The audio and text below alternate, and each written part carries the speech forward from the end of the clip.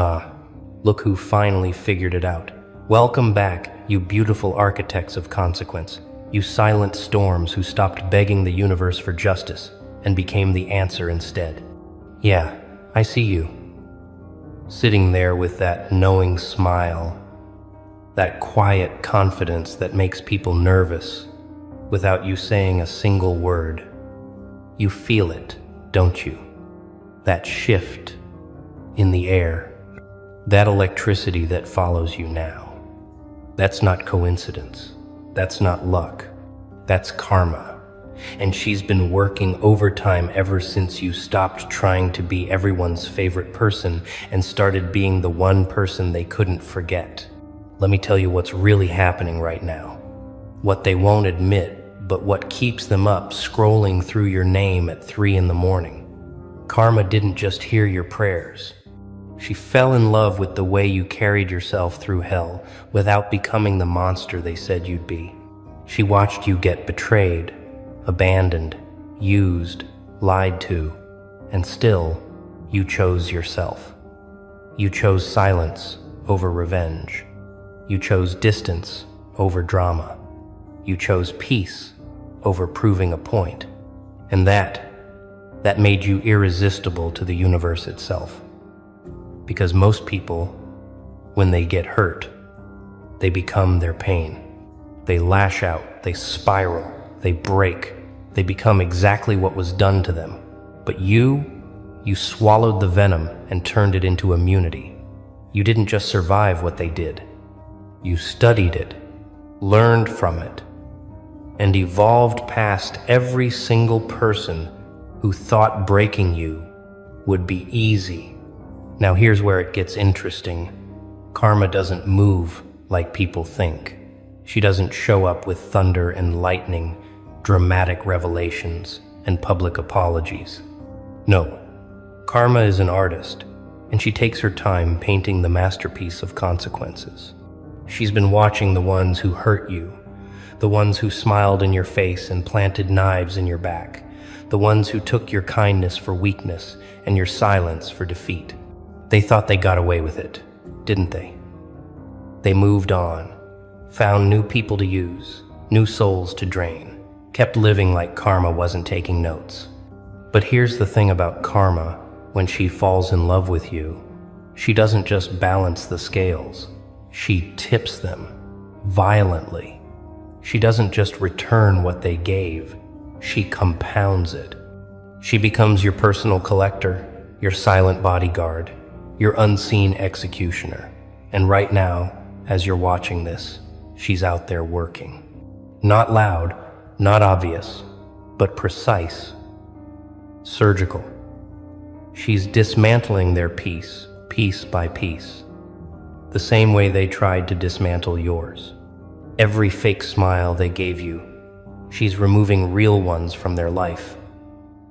Every lie they told about you, she's exposing truths they tried to hide.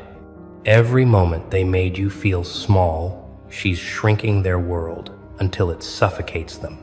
You don't see it yet because you're not looking back anymore. You stopped checking their profiles, stopped asking mutual friends about them, stopped caring if they even think about you.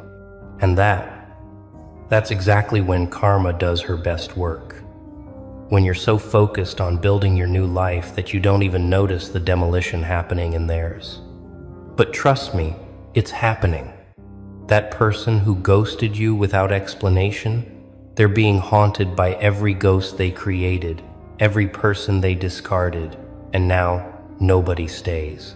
That friend who betrayed your trust for popularity? Watch how quickly that circle crumbles. How fast those fair-weather friends disappear when there's nothing left to gain. That lover who chose someone else, who made you feel like you weren't enough. They're learning the difference between what glitters and what's gold, and it's a lesson that's going to cost them everything they thought they wanted. Karma doesn't just punish, she educates. She teaches people the weight of their choices by making them carry consequences they never saw coming. And the ones who hurt you, they're about to get a master class. Because here's what they didn't understand. When you walked away, when you chose yourself, when you stopped fighting for people who weren't fighting for you, you didn't just leave. You activated something. You triggered a cosmic shift. You became untouchable, and anyone who touched you before that shift is now marked, tagged, tracked. And karma, she's collecting. Let me paint you a picture of what's happening right now in their world. They're scrolling. Oh, they're scrolling through your pictures, your posts, trying to decode this new version of you that doesn't need them. They see you thriving, glowing, laughing with people they don't recognize, living a life they're not part of, and something inside them breaks, not loudly, quietly, like a crack in a glass that spreads slowly until the whole thing shatters. They're starting to notice patterns, how nothing feels the same after you, how every relationship after you feels empty, shallow, like a placeholder that can't fill the space, how success doesn't taste as sweet, how validation from others doesn't hit the same. They're realizing, slowly, painfully, that they didn't just lose you. They lost the best version of themselves that only existed around you.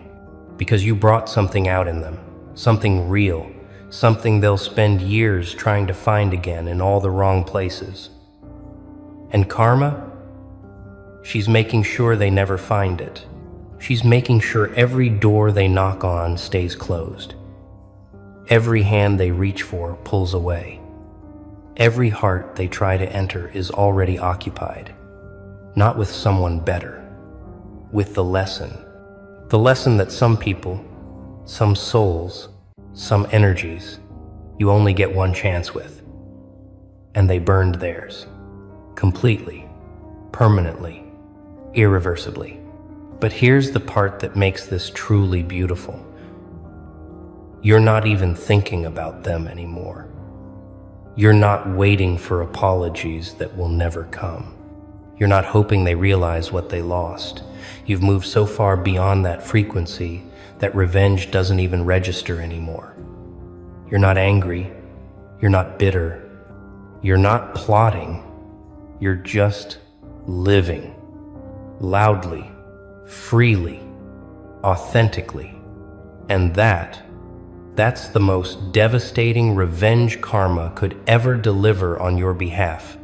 Because they're stuck watching you bloom without them. They're forced to witness your happiness from a distance, knowing they could have been part of it but chose to be a lesson instead. And lessons, they don't get happy endings.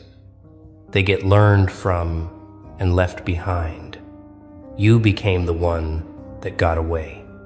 Not because you played games, not because you were perfect, but because you were real in a world full of filters, loyal in a generation of ghosts, and genuine in an era of facades. And now everyone who comes after you is being compared to you, measured against you, and failing miserably, because you set a standard they didn't even know existed until it was gone. Karma made sure of that. She didn't just protect you, she elevated you. She turned your absence into a presence that haunts every room you're not in. Your name became a weight they carry. Your memory became a standard they can't reach. Your peace became the thing they'll never know again because they traded it for temporary satisfaction, ego boosts, and illusions that crumbled the moment you walked away. Now let's go deeper. Let's talk about what karma's doing that you can't see. The silent warfare being waged in dimensions you don't even pay attention to anymore. Every person who wronged you, they're experiencing something strange, a resistance, a heaviness. Things that used to come easy are now impossibly difficult. Opportunities that should be theirs are slipping through their fingers. Relationships that should work are falling apart for no reason. They can't figure it out. They keep asking themselves what changed, what's different, why life suddenly feels harder. But you know what changed. You stopped being their anchor. You stopped being their balance. You stopped being the good energy they fed off while giving you nothing but poison in return. And now they're out here in the world, unprotected, unbalanced, experiencing the full weight of their karma without you there to soften the blow. Because here's the secret they never told you. Some people need you more than you ever needed them. They just convinced you otherwise. They made you believe you were lucky to have them when the whole time you were the blessing they didn't deserve. And karma? She's making absolutely certain they understand that now. Through loss, through absence, through the undeniable, unavoidable, suffocating realization that life after you is just them and their consequences with no buffer. You ever notice how quiet it got after you left? How peaceful your life became once you removed yourself from their chaos? That's not coincidence. That's confirmation. Confirmation that you were never the problem. You were the solution surrounded by problems that refused to be solved. You were the light in a room full of people who preferred darkness because it hid their flaws. You were the mirror that showed them who they really were, and instead of changing, they tried to break the mirror. But mirrors don't break. They shatter. And every piece reflects the truth even more. That's what you became. Unbreakable pieces of truth scattered across their consciousness. Impossible to ignore. Impossible to forget. Impossible to escape. They see you in strangers. They hear you in songs. They feel you in moments they thought they'd moved past. You became the ghost that haunts them, while you're out here fully alive, fully present, fully free.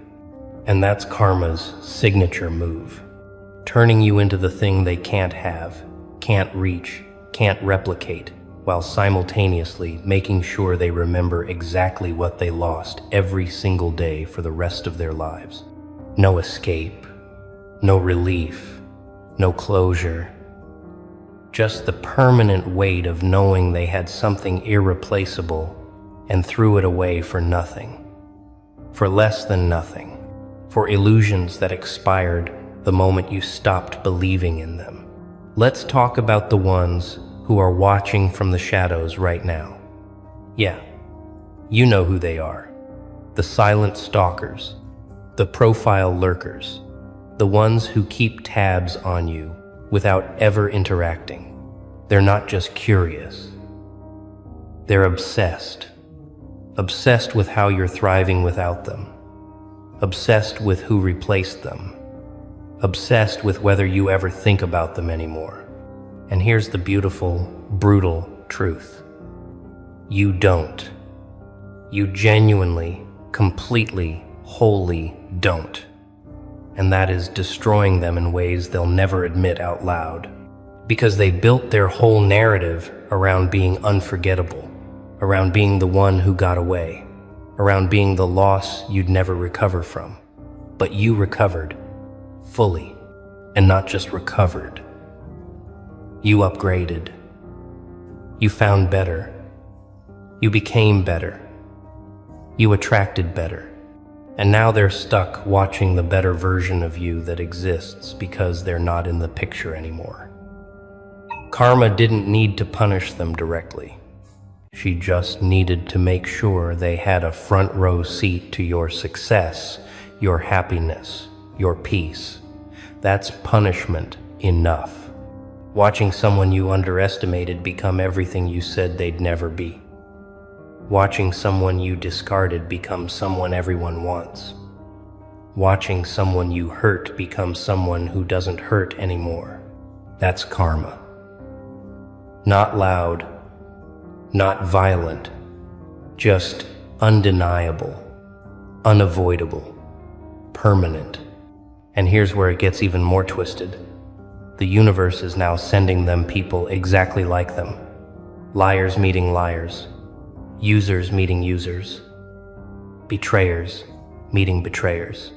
They're experiencing everything they put you through, but from the receiving end. And it's poetic. They're being ghosted by people they thought cared. They're being replaced by people they thought were loyal. They're being lied to by people they trusted. They're tasting their own medicine, and it's bitter, toxic, unbearable. And the worst part for them, they can't even complain. Because deep down, in the quiet moments they can't escape, they know they earned this. They know karma is just showing them what they showed you. And unlike you, they don't have the strength to transform it. They don't have the character to rise above it. They don't have the spirit to turn poison into power. So they're drowning in it, slowly. You're too busy building empires they'll never be invited to, too busy loving people who actually deserve it, too busy living the life they said you'd never have without them. And that's the real victory.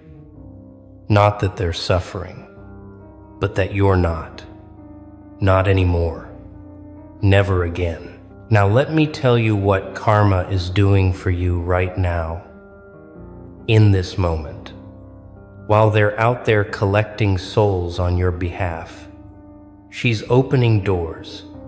Not just any doors, but the ones that were meant for you all along. The opportunities you couldn't see when you were distracted by people who didn't deserve your attention. The connections you couldn't make when your energy was drained by relationships that only took the peace you couldn't feel when you were surrounded by chaos disguised as love. All of that is flooding into your life now, not because you begged for it, because you made space for it. You cleared out the clutter. You removed the dead weight. You stopped watering dead plants, hoping they'd bloom. And now your garden is thriving. Your life is expanding. Your energy is magnetic. And it's attracting everything and everyone that's supposed to be there. Karma didn't just remove the wrong people. She replaced them with the right ones. She didn't just close toxic chapters. She opened miraculous ones. She didn't just heal your wounds. She gave you wings. And now you're flying so high that the people who tried to clip your wings can't even see you anymore. You're out of reach, out of their league, out of their timeline. You exist on a frequency they'll never touch again. But here's what I need you to understand. This isn't luck. This isn't chance. This isn't coincidence. This is consequence. The consequence of choosing yourself when everyone expected you to choose them. The consequence of walking away when everyone expected you to stay and suffer. The consequence of healing when everyone expected you to break. You activated karma not through revenge, not through bitterness, not through holding grudges. You activated her through evolution, through transformation, through becoming someone so aligned with your truth that the universe had no choice but to align with you. And now she's out here moving like your personal security detail, protecting your peace, guarding your energy, eliminating threats before they even get close. She's not just reacting to what happened, she's preventing what could happen. She's creating a force field around you that only allows in what serves you, and everything that doesn't, rejected, removed, returned to sender, with interest, with lessons, with permanent consequences they'll never forget. That's what happens when karma falls in love with you. She doesn't just defend you. She declares war on anything that threatens you, silently, efficiently, permanently. So here's what I need you to do right now. Stop waiting for apologies. Stop checking if they're okay. Stop wondering if karma is real. She is, and she's been working. You just weren't looking because you were too busy becoming the version of yourself that doesn't need validation from people who couldn't see your value. Let them wonder about you. Let them scroll. Let them regret. Let them realize too late. That's not your concern anymore. Your concern is building, creating, evolving, becoming so undeniable that even karma herself takes notes. You're not the person they hurt anymore. You're the person they can't hurt. You're not the story of what they did to you. You're the legend of what you did after. You didn't just survive. You thrived so loud that the universe itself turned your name into an anthem, into a standard, into a warning, and everyone who comes after them will know. They'll know there are some souls you don't play with, some energies you don't disrespect. Some people karma protects so fiercely that hurting them is like signing your own karma contract. And right now, everyone who ever hurt you is paying, not because you cursed them, because you blessed yourself. And karma, she's just making sure the bill comes due, in full, with interest that never stops compounding. This is your moment. This is your confirmation. This is the universe whispering in your ear that everything you went through wasn't punishment, it was preparation. You weren't being broken. You were being built into something they can't comprehend, into someone they can't reach, into a force they can't stop. So, walk forward, head high, heart light, knowing that karma isn't just on your side. She's in love with you. And when karma falls in love, she doesn't just protect, she dominates. She doesn't just defend. She destroys anything that threatens what she loves. And right now, what she loves is you, the real you. The you that refused to become what they tried to make you. The you that chose peace over chaos. The you that walked away from everything familiar to find everything real. That you is karma's favorite. And trust me, being karma's favorite means you're untouchable, unstoppable, unforgettable. And everyone who ever doubted that is about to learn the hardest lesson life can teach. Some people, you only hurt once, because karma makes sure you never get close enough to hurt them again. Welcome to protection. Welcome to elevation. Welcome to the frequency where karma doesn't just collect souls for your peace. She builds empires in your name. Now go claim yours. They tried everything, haven't they? Oh, they've thrown their little pebbles, lies, betrayal, pain, thinking one would stick. Cute, isn't it, watching them scramble, desperate to bring you down, like ants trying to topple a mountain. But here you are, still standing, still breathing, still fighting. And let me tell you a little secret, darling, they don't even realize it yet, but you've already won. Every time they whispered behind your back, you heard it, didn't you? Every time they laughed at your pain, you felt it, right? And every time they thought you'd finally crumble, you clenched your fists and said, not today. Rather, they don't get it. They never will. You're the storm they can't outrun. The wildfire they thought they could extinguish with a little drizzle. But they don't see the truth, do they? That every scar they left on you was just another stripe on a tiger. Another badge of survival. Another layer of armor. They've condemned you, damaged you. But here's the funny thing about people like us. You can tear us apart, but you'll never win, never.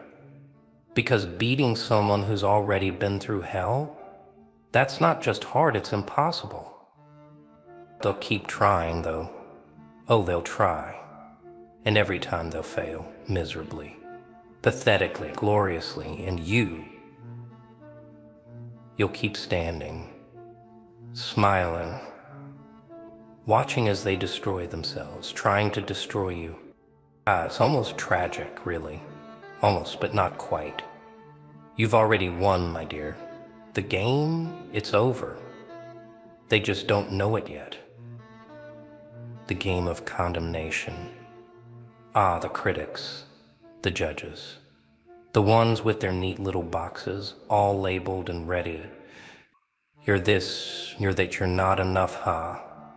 They think they've got it all figured out. Fools. They're like children playing with crayons, trying to sketch your limits. Your limits? Please, they think they can put you in a cage of their design, slap a label on it, and walk away with their smug little grins. But here's the joke they'll never get. Every time they try to box you in, they're just sharpening your claws. You see, labels are nothing but chains for the weak.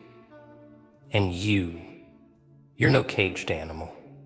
You're the storm they can't bottle, the wildfire they can't name. And every insult, every doubt, every little jab they throw your way, it's just fuel. More firewood for the blaze that'll leave their perfect little boxes in ashes. They judge because they don't understand. And what they don't understand, they fear. Oh, they fear you, but they'll never admit it. No, they'll hide it behind criticism and condemnation, thinking it'll weaken you. But it doesn't, does it? No, it feeds you, makes you hungrier, stronger. So let them judge. Let them box you in, let them try. Because every cage they build, you'll shatter. Every label they stick on you, you'll peel off and throw in their faces. And the look in their eyes when they realize they can't control you, that's the punchline, my friend. That's the joke. They see the cracks and think you're broken. Poor little thing, they whisper. Oh, but they don't see it, do they? The truth hiding in plain sight. Cracks aren't weaknesses. Cracks are where the light escapes. Or, in your case, the fire. And they've damaged you. Oh, they've tried. Hurt you, scarred you, bent you until they thought you'd snap. But here's the secret they'll never understand: the broken pieces are the sharpest. And you're a weapon now. Damaged? Maybe. But dangerous? Oh, absolutely. You've felt the pain, haven't you? That cold, gnawing aching chest of doubt creeping in, whispering lies. You're not enough, you'll never make it. But here's where the story takes a twist. You didn't listen. No, you didn't break. You burned. And now every scar, every crack, every fracture, it's a reminder. A trophy. Proof that you've survived would have destroyed anyone else. And they think you're fragile. Fragile things don't survive hell. Fragile things don't rise from the ashes stronger, sharper, more dangerous than ever. You're not fragile. You're not broken. You're a force they'll never understand. And that terrifies them. So let them see the cracks. Let them think you're broken.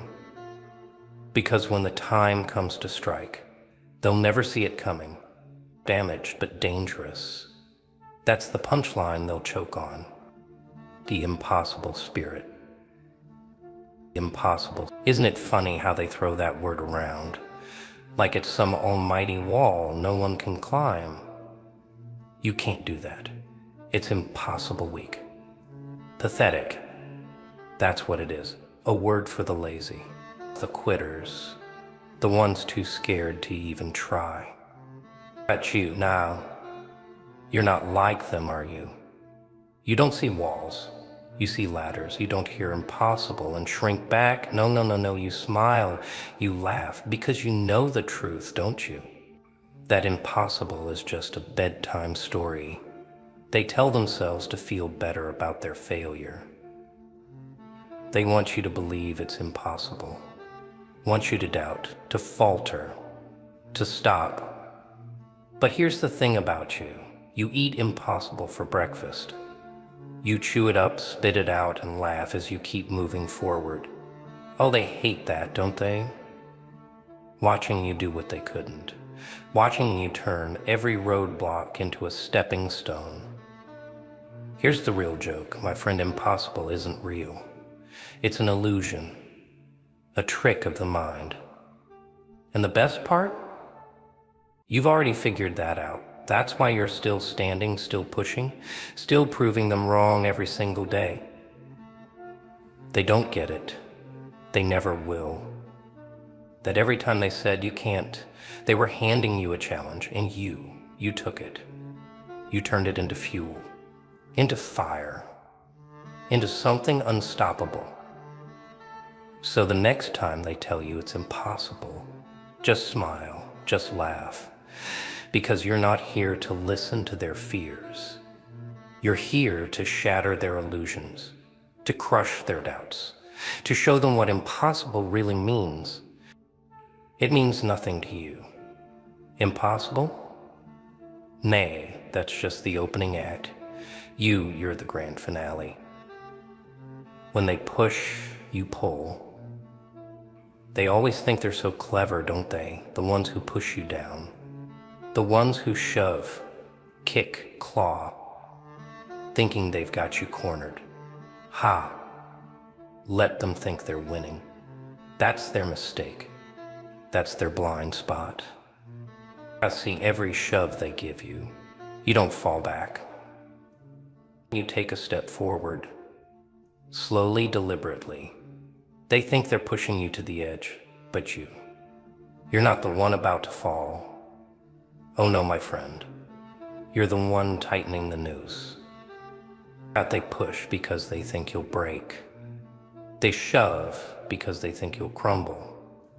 Fools. They've forgotten the simplest of truths. The harder you push something, the more force it builds to push back. And you're not just a wall.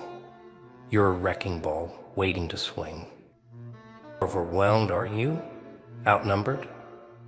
Yeah, I bet it feels like that. Feels like the weight of the world is pressing down on your chest, doesn't it?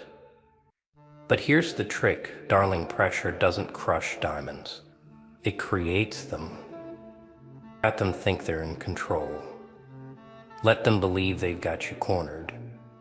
Play along with their little game. Because of the moment they least expect it. That's when you strike. That's when you turn the board over and remind them who's really in charge. They push. You pull. And in the end, you don't just survive. You win. The fire inside, why they fear you. And you feel it. That heat in your chest. That slow burn smoldering beneath the surface. They see it, you know. Oh, they see it clear as day. And it terrifies them. Makes their knees shake. Makes their voices crack when they talk about you. How do you know why they keep coming for you? Why they whisper behind your back? Why they try so damn hard to bring you down? It's because of that fire. The one that never dies, no matter how hard they try to snuff it out. They hate it. They hate you. Because they know they'll never have what you do. That fire in your eyes, it's a beacon, a blazing, blinding reminder of everything they lack. They see strength where they feel weakness, courage where they know only fear. They see freedom where they built their own cages. And so they try to put it out.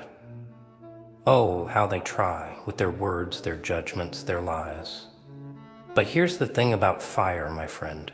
The more you try to smother it, the harder it fights back. It spreads, it consumes, it destroys everything in its path. And your fire? Oh, it's not just burning, it's raging. They don't hate you because you're weak. No, they hate you because you remind them of what they'll never be. You, with your scars, your cracks, your flaws, you're everything they fear. Because you're still here. Still burning. Still rising from the ashes of every little game they've played against you. So let them fear you. Let them tremble. Because no matter what they throw at you, that fire inside you, It's eternal. It's unstoppable.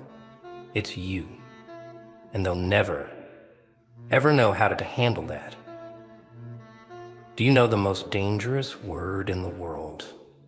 It's not power, it's not revenge, Naya. It's no just two little letters, but they can flip the whole damn game upside down. Victory starts there, with a single unwavering word. No to giving up, no to breaking, no to bending the knee to anyone or anything. You say it, and suddenly, the chains, they're gone. The walls, they crumble. They can't control you if you refuse to play their game.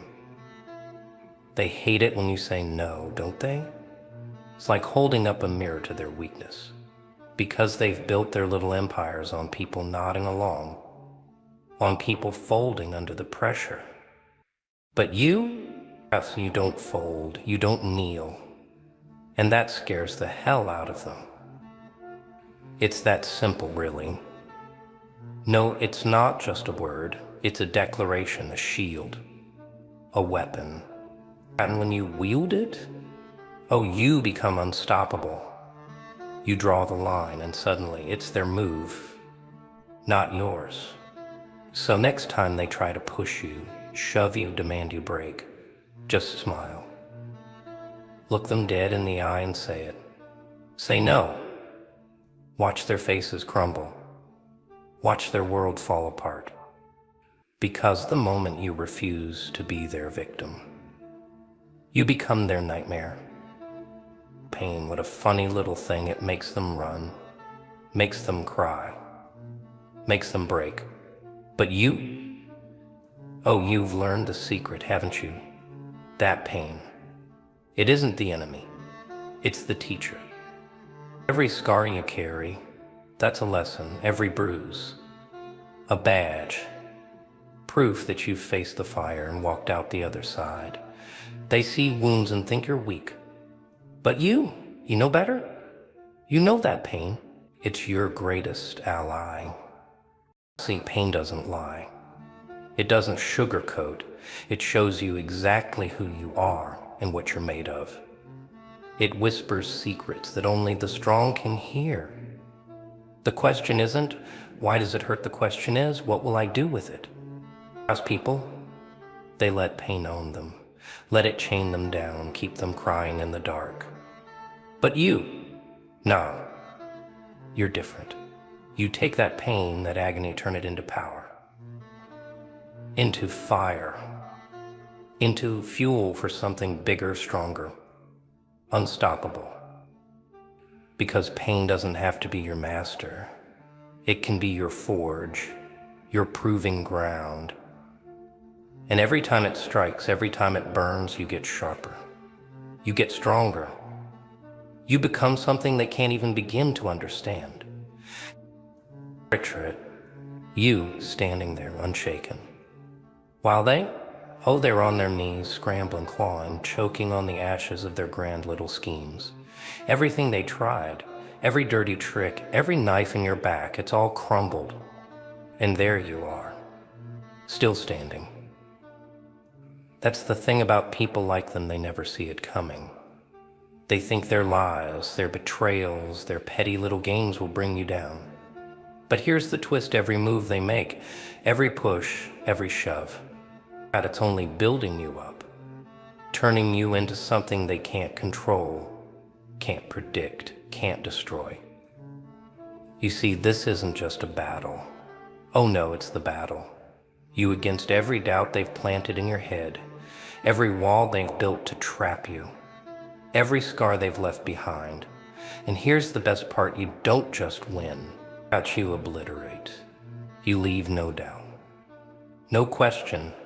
You show them once and for all that you're not just surviving, you're thriving.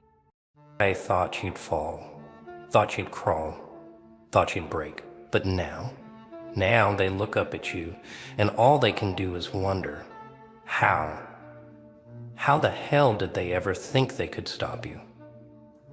That's your destiny, not to beg, not to bow, but to rise, to conquer, to leave them choking on the dust of everything they thought they knew about you. If you're bold enough to claim it, so claim it. The laugh of the unbeatable. And they tried, didn't they? Oh, how they tried. They condemned you, damaged you, called you every name in the book, laughed at you. But here you are, still here. And that's the punchline, isn't it? They thought they could break you, thought they could beat you, but you're not just unstoppable, you're inevitable. A force they'll never understand, never control, ever defeat. Let them throw their stones. Let them whisper their lies. Let them try. Because every time they push, you'll pull. Every time they strike, you'll rise. And when it's all said and done, when the dust clears and the chaos fades, they'll regret ever challenging you. You're not just a survivor. You're a storm, a wildfire, a goddamn revolution in motion. And the best part, you're only getting started. They'll never defeat you. Why? Because they can't. Because you are unbeatable. Ah, welcome back. You beautiful, untraceable force of nature. The one they tried to erase but couldn't. The one they tried to break but only sharpened. Listen, I need you to sit down for this one, because what I'm about to tell you is going to sound like fiction, like some cosmic fairy tale designed to make you feel better about the wounds that still ache at 3 a.m. But I promise you, this is real. Someone saw what happened to you. Someone with reach, someone with resources, someone who operates in frequencies you don't even know exist yet. And right now, right this second, the people who hurt you are paying in ways they'll never be able to trace back, in ways that won't show up on any radar, in consequences that feel like coincidence, but taste like justice. You thought karma was some abstract force, some slow-moving wheel that might catch them eventually, maybe in another lifetime if you're lucky. No, this isn't that. This isn't some mystical balance, the universe nonsense, where bad people get a slap on the wrist 20 years from now. I'm talking about something far more precise, far more deliberate, far more immediate. Someone powerful, someone who exists in spaces you've never seen. Someone who watches patterns in human behavior like a chess master watches a board. They saw you. They saw what they did to you. The betrayal, the cruelty, the way they discarded you like you were nothing after you gave them everything. And this entity, this presence, this force, they made a decision. They decided to intervene, not because they owe you anything, not because they're some benevolent protector sent from the clouds, but because what happened to you violated a code, a law that operates beyond human courts and social justice. A rule written into the fabric of consequence itself. You became interesting to them, not as a victim. No, never as a victim, but as a case study, as proof that some people carry a frequency that demands protection, that attracts attention from places most people will never access. And when I say someone powerful, I don't mean a billionaire with a checkbook. I don't mean some celebrity with a platform. I mean something operating outside the visible spectrum of influence. Something that moves currencies you've never heard of, power you couldn't begin to measure. Right now, the person who betrayed you is experiencing inexplicable setbacks. Doors closing for no reason, opportunities evaporating at the last second, relationships falling apart in ways they can't understand. They'll tell themselves it's bad luck. They'll blame the economy. They'll rationalize it as coincidence. But deep in their gut, in that place where truth lives before language kills it, they know something is wrong. They feel it. The weight pressing down, the invisible hand tightening around their plans, the slow, systematic dismantling of everything they thought was secure. And the beautiful part, the part that should make you smile right now, is that they'll never know why. They'll never be able to point to a single cause, never trace it back to you, never understand that the universe hired a specialist to handle their case. This isn't revenge in the way you've imagined it. No public call-outs, no dramatic confrontations, no satisfying moment where you get to watch them grovel. This is something quieter, something surgical, something that works in shadows and compounds over time like interest on a debt they don't even know they owe. Someone saw what they did to you, and they activated protocols that don't require your permission, your awareness, or your participation. You don't have to lift a finger. You don't have to plot. You don't have to obsess over their downfall, because it's already in motion, orchestrated by forces that make human grudges look like children's tantrums. All you have to do is live, heal, build, become, and trust that somewhere in the invisible architecture of consequence, accounts are being settled on your behalf. Let me tell you what happens when someone powerful decides to make things right for you without asking, without announcing, without leaving fingerprints. First, the people who hurt you start noticing patterns. Small things at first. Nothing catastrophic. Just a series of unlucky breaks that seem statistically improbable. The promotion they were guaranteed goes to someone less qualified. The relationship they thought was solid starts showing cracks for no apparent reason. The investments they made with such confidence start bleeding value. Their health takes mysterious turns that doctors can't quite explain. They chalk it up to stress, to bad timing, to the randomness of life. But you and I know better. These aren't accidents. These are adjustments, corrections being made to a system that allowed them to profit from your pain. Second, they start feeling watched. Not in a paranoid, schizophrenic way, but in that subtle, skin-crawling sensation that something is paying attention, that their movements are being tracked by intelligence they can't see or name. They'll look over their shoulder more often.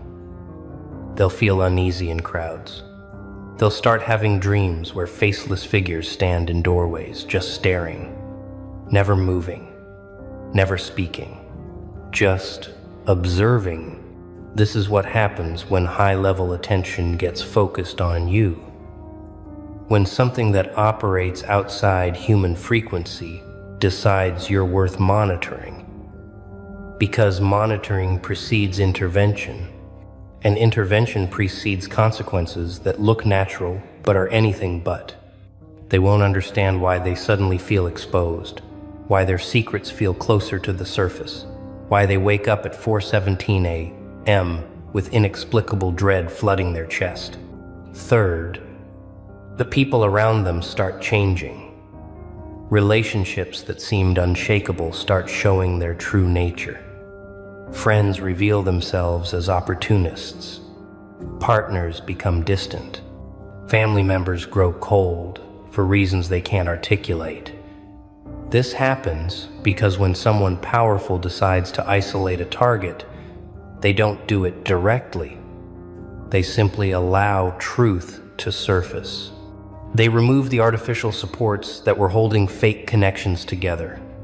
They let reality show itself without the filters and illusions that protected the target before. The people who hurt you are about to experience what you experienced. The loneliness, the confusion, the sense that everyone you trusted was wearing a mask, except they won't have your strength, your resilience, your ability to transform isolation into evolution. they'll crumble where you built. Fourth, their success starts tasting hollow. Even when things appear to go right, even when they achieve goals they've been chasing, the satisfaction evaporates instantly, like biting into fruit that looks perfect but tastes like ash. This is the cruelest part of high-level intervention. The removal of joy, the deletion of meaning from accomplishment. Because what someone powerful understands is that the worst punishment isn't loss, it's winning and feeling nothing. They'll stand at the top of mountains they climbed and feel empty. They'll hold trophies that suddenly feel weightless.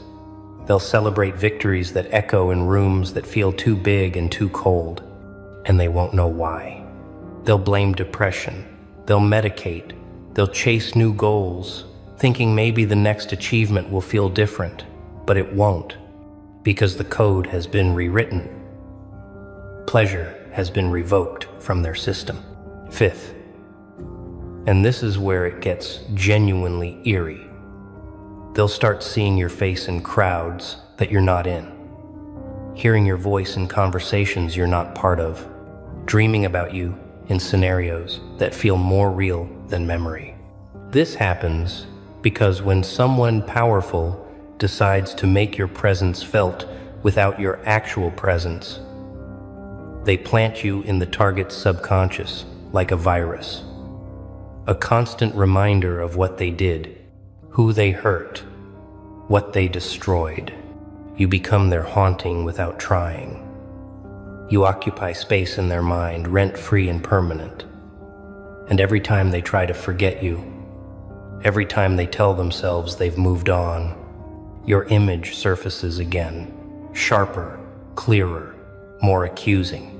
This is psychological warfare conducted by experts in human consciousness, and you're the weapon they're wielding without your knowledge or effort. Now let's talk about who this someone powerful actually is. Because you're wondering, you're trying to make sense of this, trying to fit it into frameworks you understand. Is it some secret society, some shadowy organization, some mystical council operating from dimensions we can't perceive? Maybe all of the above, maybe none.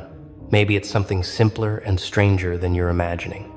Think of it as an immune system, not for bodies, but for balance, for justice, for the maintenance of certain laws that govern consequence and reciprocity. When you were hurt, when you were betrayed, when you carried that weight with grace instead of violence, you triggered something. You sent out a signal, a frequency that said, here is someone maintaining integrity under pressure. Here is someone refusing to become what hurt them. And somewhere in the architecture of reality, something noticed, something that values those rare souls who transform pain instead of passing it on, who alchemize suffering into strength instead of spreading poison.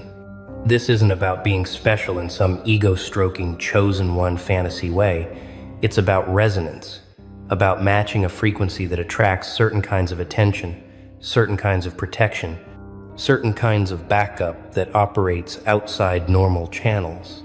You became a case worth investing in, not because you're perfect, not because you're without flaws, but because you demonstrated capacity, resilience, refusal to break in ways that break others. And when this force invests in someone, when it decides to balance scales on your behalf, it doesn't announce it. It doesn't send you a memo. It just acts, efficiently, invisibly, permanently. The people who hurt you have no idea they're in a game they didn't know existed, playing against an opponent they can't see or fight or negotiate with. They think life is just harder now. They think they're going through a rough patch. They think their luck changed. But luck has nothing to do with this. Luck is random. This is targeted, calibrated, personal, without being emotional, precise, without being visible. Imagine a sniper who never misses, who fires bullets made of consequence, who sits in a position so elevated that the target never even knows they're in crosshairs until the damage is already done. That's what's happening right now. While you're reading this, while you're healing, while you're building your new life in the ruins they left you to die in, they're being systematically dismantled by forces they can't comprehend, much less defend against. And here's the part that should make you sleep better tonight. You don't have to do anything. You don't have to plot revenge. You don't have to waste energy on hatred. You don't have to obsess over their downfall or check their social media to see if they're suffering yet. All of that would actually interfere with the process, would lower your frequency, would disconnect you from the very forces working on your behalf. Your only job, your sole responsibility in this cosmic operation is to focus on you, on healing, on building, on becoming so magnificent that when people eventually figure out what happened, when the story finally gets told years from now, they'll understand that you didn't need to fight back because the universe itself fought for you, that you didn't need revenge because justice operated on frequencies beyond human pettiness. Think about how powerful that is. Think about the kind of strength it takes to be hurt that deeply and not retaliate, not explode, not burn everything down in rage-fueled destruction. You held the match, you felt the gasoline, you stood at the edge of that choice, and you chose differently. You chose to walk away, to rebuild, to focus on your own evolution instead of their destruction.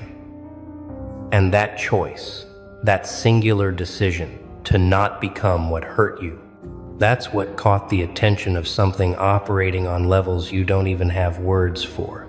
They saw you make that choice, and they thought, this one deserves backup. This one deserves intervention. This one is worth protecting because they're protecting something valuable in themselves, something rare, something that shouldn't be extinguished just because cruelty got lucky for a moment. So right now, in this exact moment, while you're processing these words, while you're letting this reality sink in, someone powerful is making moves on your behalf. They're closing doors that need to be closed. They're revealing truths that need to be seen. They're applying pressure in places that will create maximum effect with minimum trace. The people who hurt you won't see it coming because it's already here, already happening, already compounding like interest on karmic debt they didn't know they were accumulating. And the timeline, the schedule of their consequences, that's not yours to control or predict or obsess over. It's being handled by forces that understand timing better than you could imagine. Forces that know exactly when to tighten, when to release, when to let them breathe just enough to think they're safe before the next wave hits. You want to know what your role is in all this? Witness, nothing more, nothing less. Watch your own life improve. Watch opportunities appear. Watch connections deepen. Watch your path clear in ways that feel almost suspiciously easy. And understand that while you're rising, they're sinking. Not dramatically, not obviously, but steadily, inevitably, irreversibly. You're on opposite escalators now. You going up, them going down, and the mechanism moving both of you is the same force, the same attention, the same power, redistributing energy, balancing scales, correcting errors in the system. Every good thing that happens to you from this point forward is partially funded by what's being taken from them. Every door that opens for you corresponds to a door closing on them.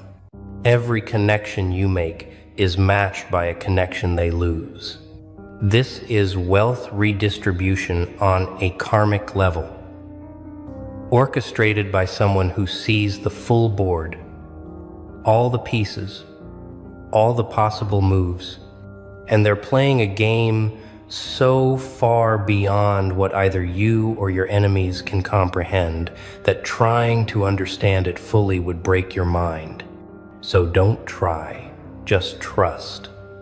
Just know that something with resources you can't measure decided you were worth investing in, that your pain registered on instruments they use to measure injustice, that your resilience triggered protocols designed to protect valuable assets from being destroyed by temporary darkness.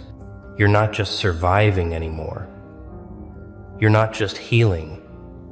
You're being actively promoted, elevated, repositioned in the hierarchy of consequence and fortune. And the people who tried to bury you are funding that promotion with their own declining fortunes, whether they know it or not. Let me paint you a picture of what's coming, not as prediction, but as pattern recognition, as reading currents that are already in motion. 6 months from now, a year from now, 3 years from now, you'll be sitting somewhere beautiful, somewhere you built, somewhere that reflects the version of you that survived their cruelty and became something they could never touch. And you'll remember this moment, this message, these words, and you'll smile, not with bitterness, not with gloating satisfaction, but with quiet knowing. Because by then you'll have seen it happen. You'll have watched the pattern unfold. You'll have witnessed how perfectly the scales balance themselves without your intervention.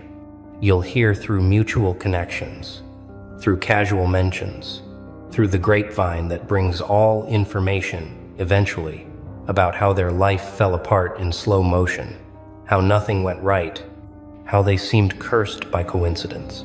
And when you hear it, when those reports reach you through channels you're not even looking at because you've moved so far beyond them, you won't feel the triumph you once imagined. You'll feel something stranger and more satisfying. A calm certainty that the world is more intelligently designed than cynics believe. That justice operates on levels deeper than human courts. That some things really do come back around. Not because magic is real, but because consequence is mathematical, precise, inevitable when the right variables align. You won't need to say, "I told you so," to anyone.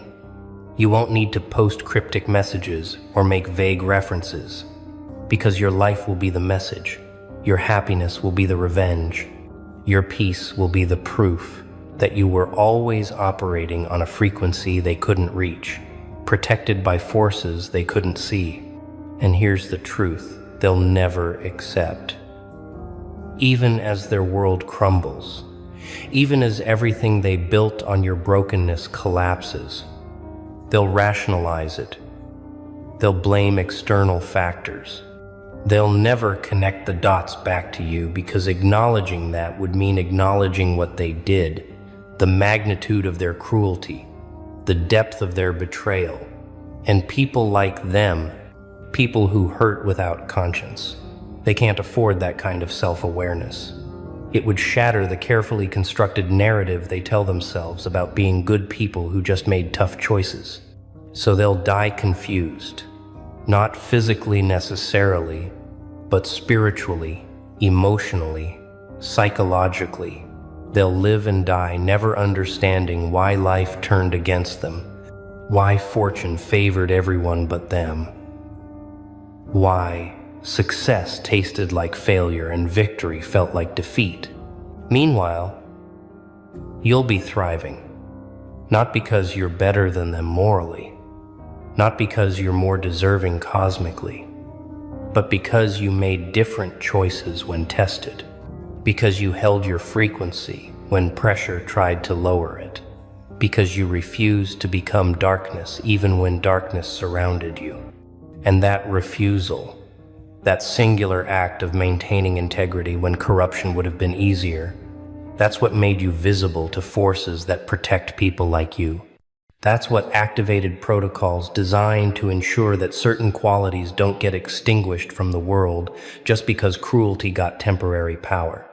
You're a protected asset now, whether you feel it or not, whether you believe it or not, tagged in systems that track value beyond market metrics, beyond social status, beyond anything capitalism or materialism could measure.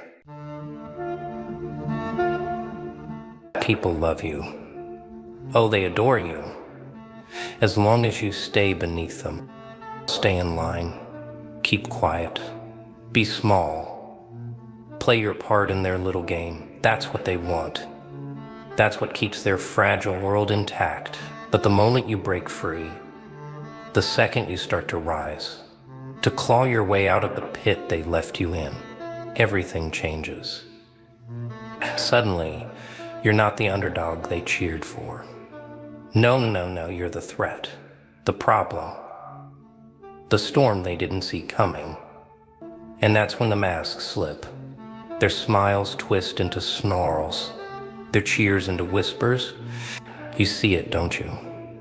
That flicker of envy behind their eyes. Winning isn't the issue, my dear. No, the issue is what it does to them. It holds up a mirror, makes them face the bitter truth that you're everything they're too afraid, too weak, too damn lazy to become. And oh, how it burns them. Watching you climb while they stay shackled to their excuses. It's almost funny, isn't it? How quick their love turns to hate the moment you stop needing their approval. But here's the punchline, their hate, it's not your burden. It's your trophy. Let them choke on it. Let them drown in the shadows of your success. Because the higher you rise, the smaller they'll seem. Let's be honest. They were never really fine with you. They were just fine with controlling you. Oh, success. It's a wicked little thing, isn't it? Like holding up a mirror to their failures. Every step you take forward, every milestone you crush, it's not just a victory for you. It's a dagger in their fragile egos. I'd say it's about you, that you've changed, that you're arrogant. But you and I both know the truth, don't we? Their hate, it's not about you at all. It's about them, about the hollow pit inside their chest where ambition should be. Your wins are a reminder of everything they couldn't do, everything they didn't have the guts to try. And that's the part they can't forgive, not your success, but the reflection of their failure staring back at them every time you shine. Jealousy doesn't wear a kind face. No, it twists, contorts, becomes something ugly. They'll smile to your face, but spit venom behind your back. They'll clap for you in public and pray for your downfall in private. It's almost pathetic. Almost. But here's the kicker, their hate. It's your evidence. Evidence that you're doing something right. After all, nobody envies the ordinary. Oh, don't be naive. You thought winning would make it easier? That the higher you climb, the safer you'd be? No. Success doesn't build walls, it paints targets. Bright, glowing targets on your back. They watch you climb, silently hoping, waiting for you to slip. Every move you make, every word you speak, it's under their magnifying glass now. They'll nitpick, criticize, twist your wins into something sinister, because tearing you down is easier than lifting themselves up. And here's the hard part, the part that cuts deep. Success is lonely. The air gets thinner at the top. The crowd gets quieter, and people you thought would celebrate with you, they disappear. And in their place, you find vultures circling, waiting for scraps. But let me tell you a little secret. If they're not watching, not whispering, not plotting, You're not winning big enough. True success is messy. It's loud. It shakes the ground beneath them. So let them come for you. Let them hurl their stones. Because every hit, every insult, every attempt to pull you down, it only proves one thing. You're winning. And nothing terrifies them more. Hate. It's such a delicious thing, isn't it? Oh, don't flinch at it. Don't let it weigh you down. Let it birth you up. Hate is just another form of attention. And trust me, darling, if they're hating, they're watching. Their scorn, their whispers, their petty little jabs, it's not a burden. No, it's your proof. Proof that you're not just existing, you're making waves. You're stirring the pot. And they can't stand the heat. You see, hate is nothing but applause from the bitter. It's the sound of their envy dressed up as disgust. It's their way of saying, why them? Why not me? But they won't say it out loud, will they? No, they'll disguise it as criticism, as ridicule, as doubt. But here's the kicker, their hate is your fuel. Every sneer, every insult, every attempt to drag you down, it's firewood. And you're the inferno. Burn brighter. Let their scorn ignite you. You think hate is a bad thing? No, hate is focus. Hate is energy. Hate means you're living rent-free in their heads. And the longer they obsess over you, the further ahead you get. So don't run from it. Bask in it. Smile in their faces, laugh at their attempts, and let their bitterness remind you of one simple truth: you're doing what they can't. And that's what drives them mad. Oh, you want their approval, do you? Their little nods of agreement, their polite claps, their half-hearted smiles. Let me tell you something. Approval is a leash, and you're the one choking on it. You see, their validation is a cheap trick. A shiny carrot dangling in front of you, keeping you in line. They clap when you play nice. When you stay in the lines they drew for you. But the moment you color outside them, oh, suddenly, you're the villain. So why do you want it? Why do you crave their applause when you're capable of stealing the entire show? Their approval is nothing but a cage, gilded with empty praise. But freedom, true freedom, that comes when you stop giving a damn about their opinions.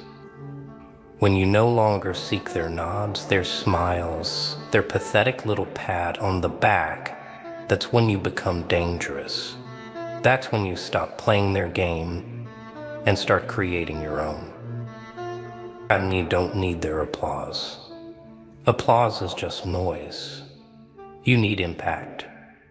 You need them to feel the weight of your presence, whether they like it or not. So stop begging for their approval. Stop shrinking yourself to fit their narrow little boxes. Reject their expectations. Defy their norms. Be too bold, too much. And watch how quickly their approval turns into fear.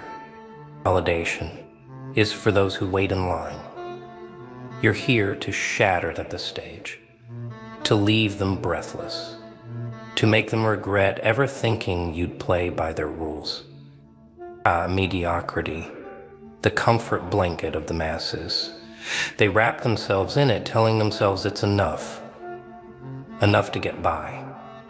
Enough to stay unnoticed. Enough to avoid the sting of failure. But you weren't made for enough, were you? The world adores the average. They cheer for it. They celebrate it. Why? Because it's predictable. It's safe. It doesn't challenge their fragile little realities. Mediocrity is a warm, stagnant pond where everyone's too afraid to make waves. But here's the truth, and it's going to sting. Greatness terrifies them. It's a mirror that reflects everything they could have been but chose not to be. It's a reminder of the risks they didn't take, the dreams they buried under excuses. That's why the world will always love the average and hate the extraordinary. They'll tell you to stay in your lane, to not aim too high, to be realistic. But what they really mean is this: don't make me feel small by being too big. Listen to me. Mediocrity is safe, yes, but it's also a prison. The walls are painted with the words good enough, but the locks are made of fear. Fear of failure, fear of judgment, fear of standing alone. Greatness, oh, it's dangerous, it's unpredictable, it's messy, but it's also where life truly begins. It's where you break the chains of conformity and carve your name into the world, not with apologies, but with fire. So no, you don't belong in their pond. You're the storm that turns their stagnant water into chaos. You're not here to blend in. You're here to rise above, to tower so high they can't help but look up and tremble. Mediocrity is the easy choice. Greatness is the hard one. And that's why it's yours to make. They love the idea of winning, don't they? The applause, the spotlight, the shiny little trophies. But the truth: winning isn't some fairy tale with rainbows and cheers. No, it's a battlefield. And let me tell you, nobody walks off a battlefield clean. You want greatness? Fine. But understand this, there's a cost. Always. Time, you'll give it. All of it. Late nights, early mornings, hours that stretch so thin they cut. Relationships, some won't survive. People will pull away because they don't understand your hunger. Or worse, they'll try to hold you back because your ambition terrifies them. Comfort? Forget it. Winning demands discomfort, pain, exhaustion, sacrifice. Every single step forward comes with something left behind. Oh, they'll call you ruthless, heartless, selfish, but that's because they don't see the blood on your hands. Not theirs. Yours. They don't see the nights you've bled for this, the moments you've questioned if it's worth it, the times you've had to pick yourself up when no one else even noticed you were down. Greatness isn't pretty, it's ugly. It's messy. It's full of hard choices that make you question everything. But it's also powerful, transformative. And here's the menacing little truth: they don't want to hear you can't win without blood on your hands. Either yours or theirs. Sacrifice is the price, and the currency is pain. But when you're holding the victory in your hands, when you're standing on top of the rubble of everything you've fought through, that's when you'll know it was all worth it. So let them call you names. Let them judge you for the sacrifices you've made. You don't owe them an explanation. Winners don't explain. They just take what's theirs. Oh, they'll push, all right, with their words, their schemes, their sideways glances dripping with envy and disdain.